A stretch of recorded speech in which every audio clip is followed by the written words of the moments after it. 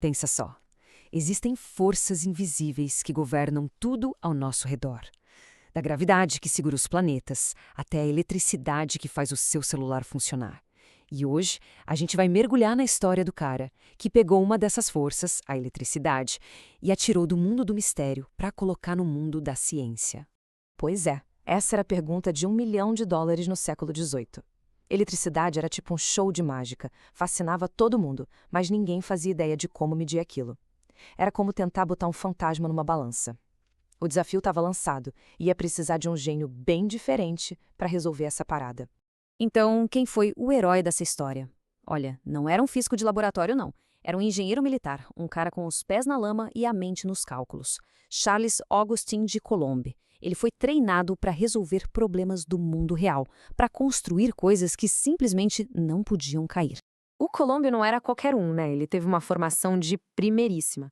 Mas depois de se formar numa das melhores escolas de engenharia da Europa, ele não foi para uma biblioteca. Que nada!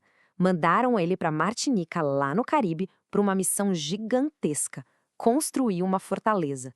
Foram quase 10 anos lidando com calor, problema de logística e até doença. Foi uma experiência que moldou a forma dele de pensar para sempre. A genialidade do Coulomb nasceu foi no canteiro de obras. Ele virou um mestre em medir as forças que, mantêm o mundo de pé. Ele calculava a pressão que a terra fazia no muro, o atrito que segurava uma encosta para não deslizar, a tensão nas cordas dos navios. Ele entendia de forças de verdade, aquelas que a gente vê. E essa mentalidade prática ia ser a sua arma secreta.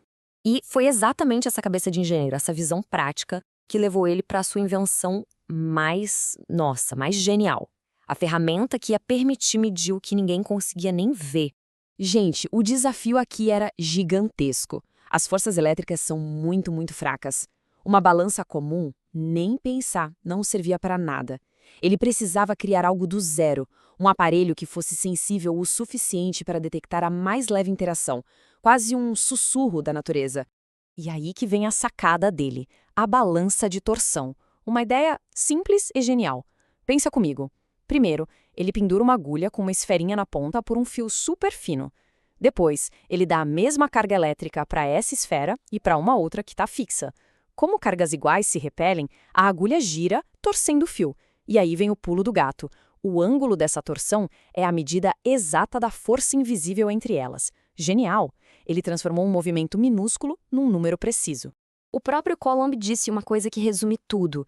Para ele, essa invenção era a chave. Não era só um aparelho, era um jeito novo de conversar com a natureza e arrancar dela respostas que a gente pudesse medir. A eletricidade estava, aos pouquinhos, deixando de ser mágica. Ok, com essa ferramenta incrível nas mãos, o Coulomb estava pronto para descobrir uma das leis mais importantes do universo. E aqui está ela, a Lei de Coulomb, uma fórmula elegante que descreve como as cargas elétricas se comportam. Traduzindo, a força, que é o F, depende do valor das cargas, Q1 e Q2. E o mais importante, ela é inversamente proporcional ao quadrado da distância R. Ou seja, quanto mais longe uma carga está da outra, a força entre elas despinca muito rápido. Simples, poderosa e vale para qualquer lugar do universo. Mas calma aí. Essa fórmula, essa ideia de inversamente proporcional ao quadrado da distância, soava familiar para os cientistas daquela época. Não era a primeira vez que uma lei tão importante aparecia com essa cara. Coulomb sabia muito bem que estava seguindo os passos de um gigante.